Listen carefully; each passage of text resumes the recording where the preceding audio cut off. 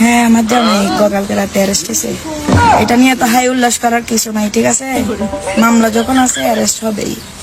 এগুলা নিয়ে এত টেনশন করে দুঃখ প্রকাশ করে কান্নাকাটি করার কিছুই নাই। আপনারা যারা ভাবতেছেন আমার জামাই অ্যারেস্ট হয়েছে আর কোনোদিন বের হবে না, ওদের জন্য এক বালতি সমবেদনা। আমরা কারি কারি বান্ডিল বান্ডিল টাকা ছেড়ে আমার জামাইকে নিয়ে আসবো।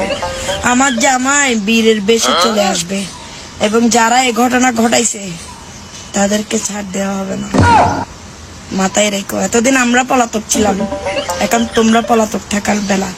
এখন আমার জামাই আইনি প্রক্রিয়া শেষ করে আমার কাছে আসবে, তখন ওনার খেলা শুরু হবে। খেলা মাত্র শুরু করছে তোমরা, শেষ করবো আমরা, ঠিক আছে? সবাই আমার জামাই যারা সাজ্জাতের যারা সাপোর্টার আছো, আমার জামাইয়ের জন্য দোয়া করবা যাতে 10-12 দিনের মধ্যে জামিন করে ফেলতে পারি, ঠিক আছে? ধন্যবাদ।